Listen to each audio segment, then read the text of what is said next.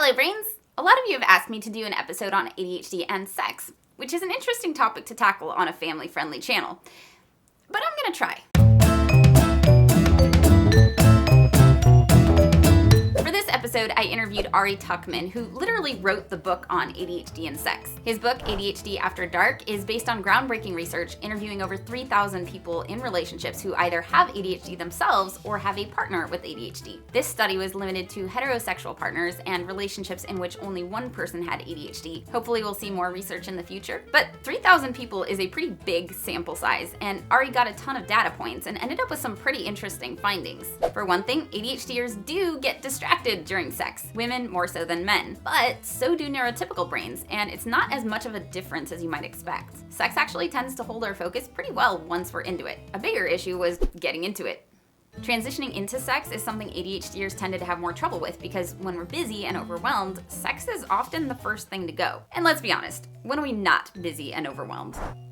For that, Ari recommended creating what he calls windows of willingness, where you make time for things to happen, but it's not mandatory. It's just a possibility, so if you're both up for it, you can stop and enjoy each other without feeling like you should be doing something else. And if you're not up for it, no big deal, you know you'll get another chance later. He also recommended creating transition time, if that's helpful, and expanding your definition of sex to include whatever you are up for at the moment. So even if you're not up for everything you'd usually do, you can still connect with each other. One of the most interesting findings was that apparently ADHD brains tend to rate higher on what Ari calls sexual eagerness, things like desire, kinkiness, and willingness to try new things, which means we're often the ones that can keep things exciting in the bedroom. That doesn't mean everyone with ADHD is sexually eager, of course. Everyone is different, and some people have satisfying relationships that don't involve sex at all. But if sex is important to you, what Ari discovered makes the biggest difference actually has nothing to do with sex itself. It has to do with how much effort we put into managing ADHD, whether that ADHD is ours or our partners. So here you go. This is me and Ari talking about why that is and how to do it.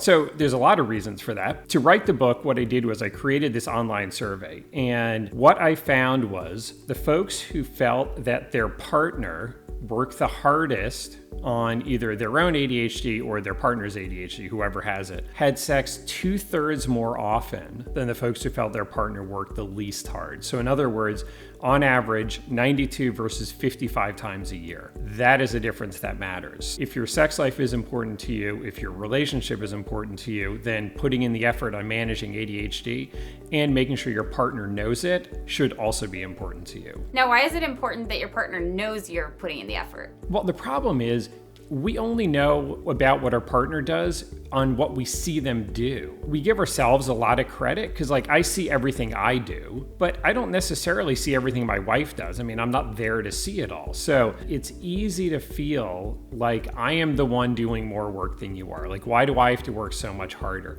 And I think it's that resentment, that feeling of imbalance and injustice, that I think is the thing that tanks those couples' sex lives where they don't feel the other person is working as hard as they should.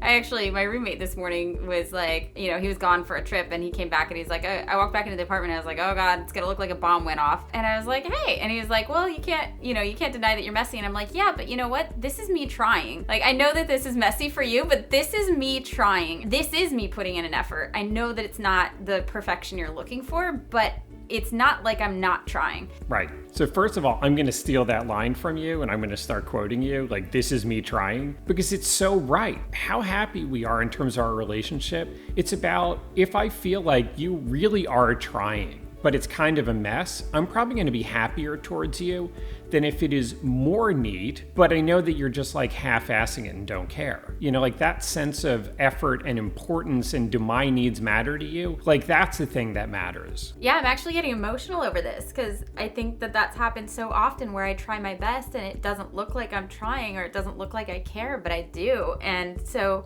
you start to feel like your effort doesn't matter and that's when you just give up, right? I mean, exactly. And especially when, before you really understand ADHD, before you get some, effective treatment and good strategies and good understanding, it's really easy to feel like I've tried so hard in so many ways and none of it works out. Seriously, like why bother? Whereas once you better understand what you're wrestling with, you're in a much better position to know what are the things to do that really are worth your effort and that will change things. And then also where are the places to kind of accept and just recognize, you know what, this just is what it it is. Like, this is okay. It's not what I would love it to be, but like, whatever. Lots of other things in my life are not how I would love them to be. You're saying both people need to basically be putting an effort to managing the ADHD, whether it's their ADHD or their partner's. How do you manage your partner's ADHD without parenting them? That is the key. That parent-child dynamic, like, that is a total sex killer. You know, like, people don't want to have sex with someone they feel parental towards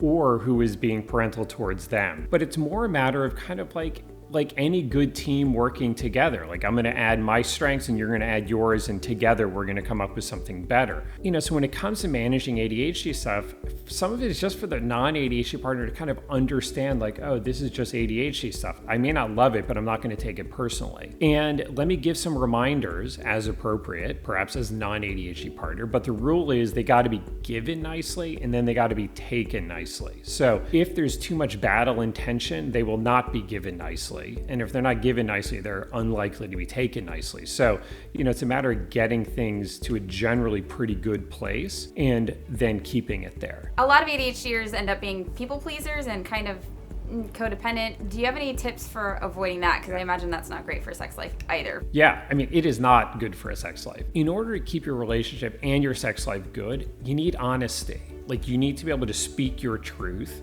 and your partner needs to be able to hear it, and vice versa. And if you're too codependent on your partner's opinion of you, it's really going to put you in a box. Like, it's going to limit your options. But also, you're not going to feel as kind of true to yourself. And folks who are codependent set themselves up to be treated not as well as they should be, because it feels too scary or threatening to kind of push back on their partner and say, you know what, no, like, this is important to me, or I do need you to treat me better in this kind of a way. Well, I think that can be especially hard for those of us with ADHD because we feel like we don't deserve it because we're not doing well enough in the relationship overall. Like, we forgot to take out the trash or we didn't do the dishes or whatever. So who are we to ask for what we need? Yes, exactly. And that's exactly it. You know, that taking ADHD seriously will help you remember to take the trash out more often. The relationships where they're able to strike a balance, where both people feel like they're getting their needs mostly met, they're the ones who keep wanting to have sex with each other. When relationships kind of go off the rails, like, stereotypically, it's the non-ADHD partner getting increasingly frustrated and resentful. Here we go again. I can't count on you. Why do I have to be the one to do everything? Blah, blah, blah. And yet then the partner with ADHD just feels kind of discouraged or defensive or minimizes. It's not that bad. While inside thinking like, oh, God. You know, here we go again. Like, again, I'm not doing what I should have done. Right, and I think that's what it comes down to is a lot of times people with ADHD in relationships feel like they're consistently failing to meet the other person's expectations. You know, the neurotypical person is the one who's right, and you as the person with ADHD are, you know, wrong. And so, you know, we have to do it the way the neurotypical person does it. But you're saying that's not true. It is not true. So the trick here is finding a way to work together. Like, how do we both put in some good effort so that we can, you know, live more the life that we want to live? And sometimes that means really having some discussions about, I would like the living room to be neater. And then the partner with ADHD says, I mean, okay, sure, I get that too. But here's the deal. Like, I kind of suck at that. You know, I'm not saying it's going to be a total disaster. I will put in my best effort, but there is only so much you should expect of me. And now that can't be like a lazy cop-out. It has to be genuine, and you got to show that you're putting in effort, and you got to be putting in good effort in other places. So it may be one of those things where, you know, a neat living room is not one of my relationship strengths, but being awesome in other ways, like that I can do. What's a healthy amount to compromise in a relationship? Like, how much should you give in terms of like, I'm going to do stuff that's really difficult or outside my comfort zone, or I'm going to get okay with things that I'm really not okay with? Oh man, that's the $1 million question. You want a partner who's going to challenge you to bring out your best, and vice versa, you know? But I think it's a thing of like, does it feel like I'm selling out my integrity here? Does it feel like I am sort of doing this too much for you and not enough for me? Or does it feel like I'm doing too much for you and you're not doing enough back for me? Like, is this a kind of a lopsided? So it's about balance. It is about balance. Ultimately, it's about integrity. Like, when I go to bed at night, how do I feel about myself as a person and as a partner? Like, do I feel like I'm being too selfish and I really need to kind of step up more? Or do I feel like I'm being too much of a doormat and I'm getting stepped over, but there's nobody like a romantic partner who's going to challenge you on what you're not doing well. So if you had to give 3 tips, like your top 3 tips for improving your sex life, if you're in a relationship with somebody with ADHD or you're in a relationship and you have ADHD, what would those 3 tips be? I think the first tip is take ADHD seriously. If it's affecting your life, if it's affecting your relationship, if it's affecting your sex life, then do something about it.